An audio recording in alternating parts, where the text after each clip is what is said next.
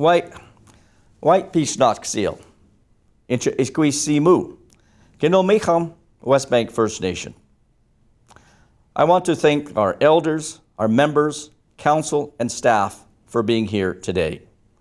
I wish to thank our MC, Coralie Miller, and all the organizers for being here and putting this beautiful and fine event together. I wish I were there. I am currently on holidays in South Africa.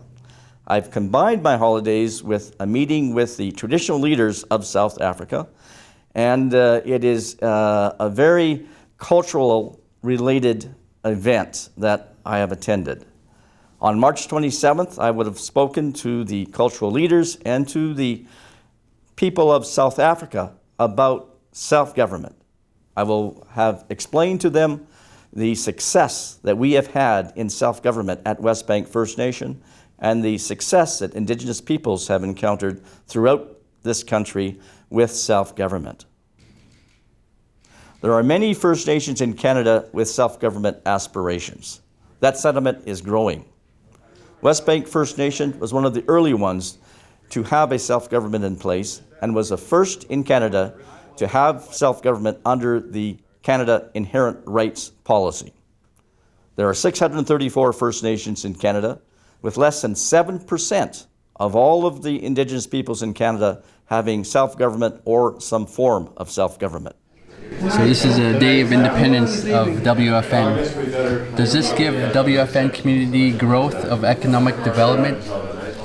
Yes, without question, because now we can fully make our own decisions. We can take the direction, we can discuss those items, we can internally in our own community decide exactly what our people want. I believe that there's prosperity out there. I believe that every First Nation member in Westbank has the opportunity to be employed, and I think it's incumbent, it's required upon this council, upon any succeeding council that we have in the future, to ensure that the opportunities exist for our youth, for our people, so that the prosperity is something that should reign across our lands the way it should be.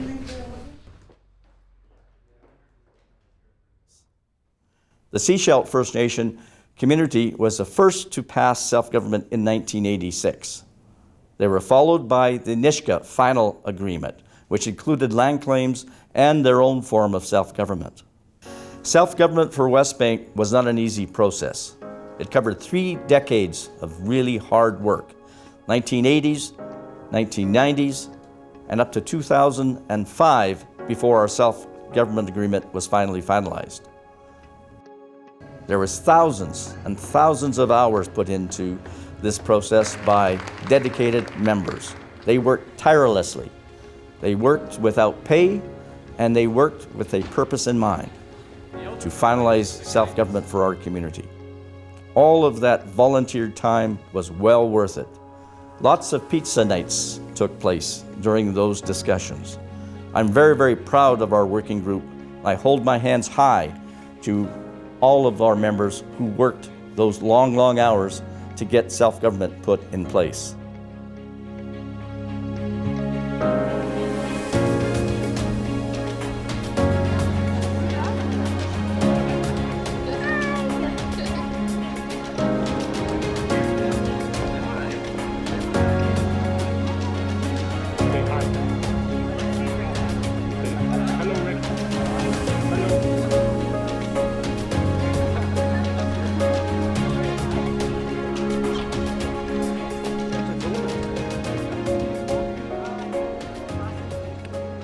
Our community's vision for self-government has been very, very strong.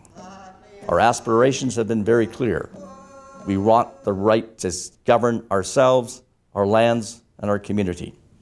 The jurisdictional authority to govern ourselves is foremost in this community's minds. The right to make decisions without interference by government controlling us. In October of 1963, Westbank broke away from the Okanagan Indian Band. Why? Because we had different aspirations. We knew that we needed to move forward. We knew that we had to be our own decision makers. We wanted to not only develop our lands, but to grow in harmony with the growth of the country. Those are different philosophical beliefs, I think, that have set Westbank, our own community, apart from any other First Nation in this country. Time has passed by quickly for our community. In 1973, our community put forward our first land use plan. In 1980, our community received Section 53 delegated authority under the Indian Act. That allowed us to take control over our designated or developed lands. In 1985, we received Section 60 delegated authority under the Indian Act, which allowed us then to control all of the banned lands. 1980s was a period of very difficult turmoil within our communities. By fall of 1986, the Department of Indian Affairs revoked our Sections 53 and 60 authority. This caused us to bring a lawsuit. We were forced into it to bring a lawsuit to regain those delegated authorities, to have them reinstated. During that time frame, we incurred the infamous Hall inquiry that looked into the affairs of our community, that looked at what needed to be done that could be changed. And for us, it created a path for us to move ahead towards self-government. Our people wanted our own constitution, wanted to design a governmental system that we were the decision makers on. So by 1989, Section 53 and 60 authorities were reinstated. By 1990, we obtained property taxation jurisdictional authority. Then we worked really hard again on self-government. In 1999, Canada passed the First Nation Land Management Act, which allowed our community, along with other communities in Canada, to move ahead with the inherent rights to manage their lands under their own jurisdiction. By 2003, our first real authority of self-government was obtained when our land rules were passed by our community. This allowed us now to really have control over our lands. Our community has had incredible growth over the past 2 decades. With that growth, we have had tremendous success. We have over 700 businesses located on our lands. Our building permits are over $100 million. We have over 4,500 residential units, which translates to over 12,000 in population that now live within our community. $2.5 billion of property assessed values have been given over our developed lands. Our community is getting very close to 1,000 members. I am pleased and proud to say all of this has happened under self-government. And I'm very, very proud and pleased to say that many of our youth do not know what it's like to not be self-governing. This is a very significant fact.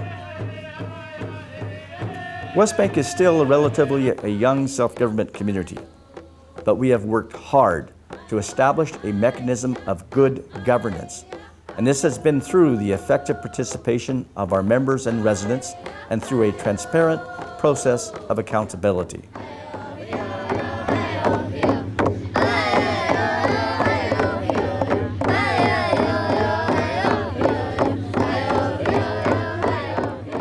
Today, we are looking favorably towards the future. Over the next few years, we will enhance our self-government jurisdiction. Negotiations are well underway with Canada and British Columbia to have those self-government powers enhanced. There will be no other First Nation in Canada who will compare with our governance authority once these negotiations are finalized. A lot of hard work is yet to be done. I am so proud of our community and our people. We will achieve our aspirations together. Good governance will prevail.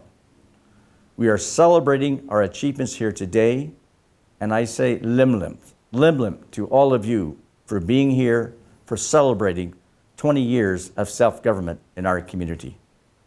White, limlim.